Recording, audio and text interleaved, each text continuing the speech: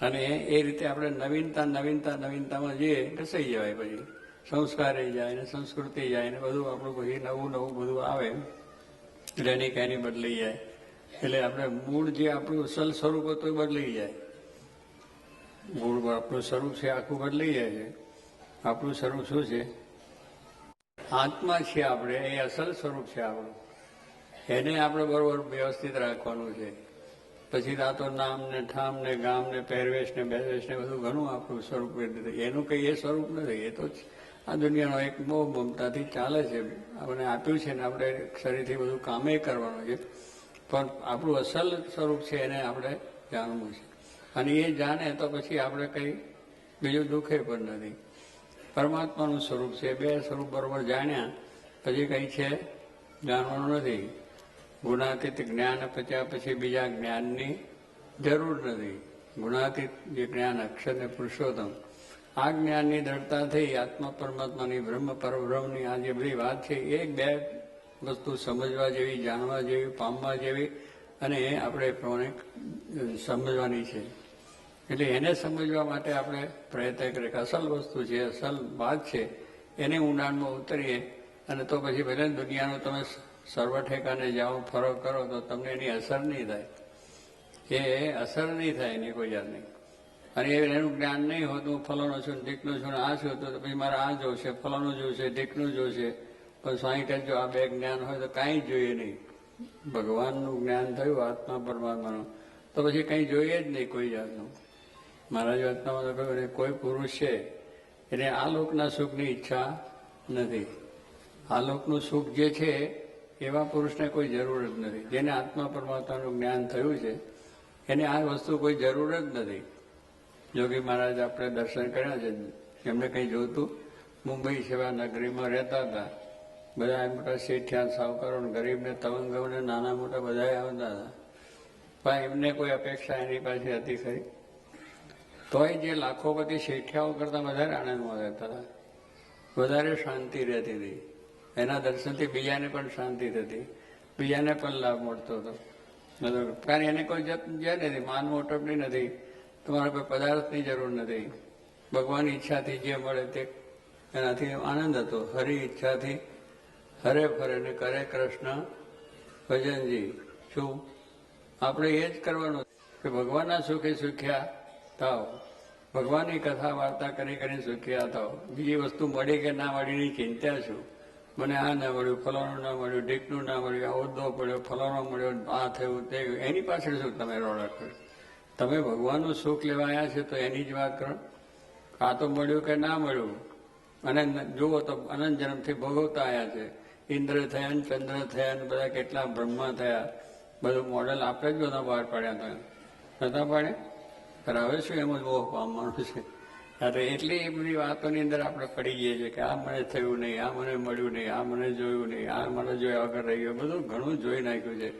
હવે તો ભગવાનને જોવા જેવા છે. ભગવાનનું જ્ઞાન થાય એ જ જ્ઞાન છે. બાકી થયું કે ના થયું એમાં કંઈ વાંધો નથી.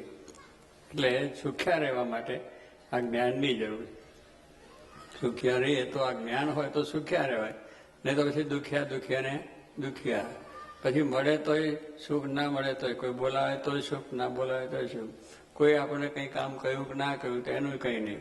એની પંચાયત કરવા આવ્યા જ નથી.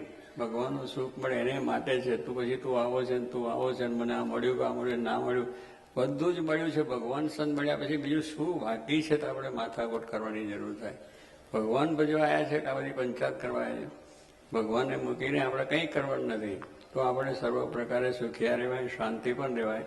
તો આપણે જે વસ્તુનો આપણે કરવા આવ્યા છીએ એ વસ્તુને પહેલાં આપણે વિચાર હંમેશને માટે કરવો. સુખ્યા રહેવાનો ઉપાય કરી દીધો. આપણે સુખ્યા ઉપાયનો એનાથી શાંતિ સુખ પણ છે. આપણે વાતો કરીએ છીએ, બીજાને સમજાવીએ છીએ. આપણે બધાને છે જેને જેને જ્ઞાન થયું એ બધા વાતો કરીએ, પણ પાછું મિયા ફસકું. સમય આવ્યો ત્યારે કે તું કોણ ને હું કોણ ને તું કેમ ને તું, એટલે ભાઈ હું તું જવા દે ને, આપણે હું કોણ છું એ જોઈ લો. પહેલાં આપણે એને જ હજુ પહોંચ્યા નથી કે આપણે કોણ છીએ. આપણે વાતોનું નામ ને ઠામ ને હોદ્દા ને અધિકારની વાતો લઈ અને મંડ્યા છે. એટલે પછી ઝઘડા થવાના છે, અશાંતિ થવાની છે, મુશ્કેલીઓ થવાની છે. એ બધી વસ્તુ મૂકી દેવી અને આપણે સુખ્યા ખાસ રહેવા માટે મહારાજને સ્વામી કેમ રાજી થાય આપણી દ્રષ્ટિ કરવી.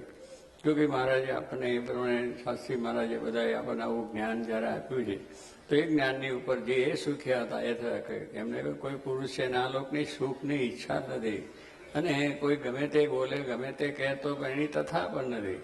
એની જોડે કોઈ રાગ નથી, દ્વેષ નથી, એની જોડે કોઈ જાતની ઈર્ષાઓ નથી. અખંડ આનંદમાં 24 કલાક રહેતા હતા. અને આપણે એ જ આનંદ લેવા આવ્યા છે તો આપણે હંમેશા એ જ વિચાર કરવો જોઈએ ને કે ભાઈ આપણે આ કરવું છે. તો એ કહેવું કે એમને કહ્યું આ લોકના સુખની ઈચ્છા નથી ને પરલોકનું સુખ એની અખંડ ઈચ્છા, ભગવાનના સુખની અખંડ ઈચ્છા. આ લોકમાં માન મોટપ કીર્તિ આ બધા અધિકાર મળ્યા કે ના મળ્યા, કોઈ બોલાય કે ના બોલાય, કોઈ તિરસ્કાર કર્યું, અપમાન કર્યું, ફલાણું કર્યું, આમ કર્યું, તેમ કર્યું, એ કંઈ જ નહીં. મૂકો તો મૂકી દો, ચાલો તો ચાલો, ભગવાનને રાજી કરવા છે, જેમ કેમ આપણે કરવું છે.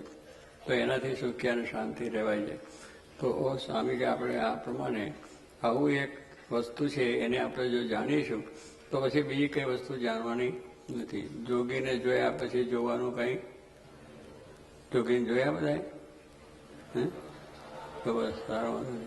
તો આપણે બીજું કંઈ જોવાનું કદાચ મળે કે ના મળે, પછી એને વર્કશોપ રહી જાય. પેલાને મળ્યું ને મને ના મળ્યું, નથી તને શું મળ્યું, તે ઘણું જોયું છે બધું. એમ માને કે હું જોઈને જ આવ્યો છે, એમ નહોતું જોયું એટલે જોવાનું મળ્યું એને. એવું જ ધ્યાન રાખવું આપણે. પણ ના, પેલાને તમે બતાવ્યું, મને કેમ નહીં, એને કહ્યું ભાઈ એને આ નહીં, આપણે ભોગવીને આવ્યા છે એટલે આપણે ના મળ્યું, પેલા નથી ભોગવ્યું, એને મળ્યું છે. એ જ્ઞાન કરો તો તરત શાંત થાય કે ના થાય? તો શું ક્યાં થાય? શાંત કરવાનું ગ્રસ્તને છે ને સાધુને નથી. સાધુને શાંત કરવાનો છે ને ગ્રસ્તને શાંત કરવાનો છે. એને દુખ્યા જ ના થાય. મળ્યું ના મળ્યું કે શું થયું, કે બોલાયો કે ના બોલાયો. તો પછી આ પ્રમાણે જે આપણે સમજણ છે એમાં સુખ, જ્ઞાન છે એમાં સુખ છે, બાકી કોઈ પદાર્થમાં સુખ નથી. એટલે જ કહ્યું કે એમને આ લોકના સુખની ઈચ્છા નથી.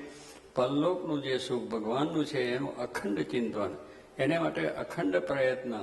એ કેમ થવા, એક જ્ઞાનને કેમ પચાવે, એક જ્ઞાન પચાવ પછી આપણે બીજા જ્ઞાનની જરૂર પણ નથી. જો એ થઈ ગયું આત્મા પરમાત્માનું સ્વરૂપ તો પછી બીજું શું થયું, કેમ થયું, એની કંઈ તકરાર ટંટો જ ના રહે, કોઈ વિદુખ પણ ના રહે, કોઈ અશાંતિ પણ ના થાય. મહિમા મહિમા મહિમા જોગીમાં બધાને કહો બ્રહ્મની જ મૂર્તિઓ. આપણે બી કંઈ બ્રહ્મની મૂર્તિઓ દેખાતી નથી, આમાં બધા આડા નવરા છે. અને બ્રહ્મની મૂર્તિઓ કેમ સમજાય? પણ એ દ્રષ્ટિ, આત્માની દ્રષ્ટિ, પરમાત્માની દ્રષ્ટિ થઈ ગઈ તો બધાને મહિમા સમજાય છે, બધાને વિશે રુચિ થશે. કોઈ કોઈને કોઈનો અવગુણ નહીં આવે, કોઈ કોઈને વિશે કોઈને દોષ નહીં આવે. સદા શાંતિ શાંતિ ને શાંતિ બધું છે. શાંતિ શાંતિ વાત તો કરે છે, ઓમ શાંતિ શાંતિ શાંતિ, પણ અહીંયા શાંતિ ઉભી થતી હોય એટલે પછી એ ચાલુ જ ભેગું રહેતું. આમ જોયે તા કે મારો આ ક્યાંથી આવ્યો, ભાઈ આવ્યો તો તું શાંતિ શાંતિની વાત કરે છે, એની વાત ક્યાં થઈ જાય? ભાઈ એવું થઈ જાય છે આપણને. પછી ક્યાં સુધી થાય? આપણે હવે જ્યારે સ્વામિકા બધું સમજતા થયા છે તો એનો હંમેશા આલોચ વિચાર એનો કરવો. બીજા દુનિયાનો આલોચ કરવાની જરૂર નથી, વિચાર કરવાની જરૂર નથી, દેહનો વિચાર કરવાની જરૂર નથી, એનો આલોચ કરવાની જરૂર નથી. આત્મા પરમાત્માનો આલોચને વિચાર બીજું કરવાનો. દેહ છે જ, દેહનો કંઈ વિચાર કરશો તો કોઈ દુઃખનો અંત આવશે જ નહીં. આત્મા પરમાત્મા વિચાર કરશો તો કોઈ દુઃખ છે જ નહીં. આ બે વસ્તુ તો આપણે દ્રઢ થવાની હોય તો જ થાય, તો જ આપણને સુખ ને શાંતિ પ્રાપ્ત થાય છે. બાકી આ બધું ચાલ્યા જ કરશે.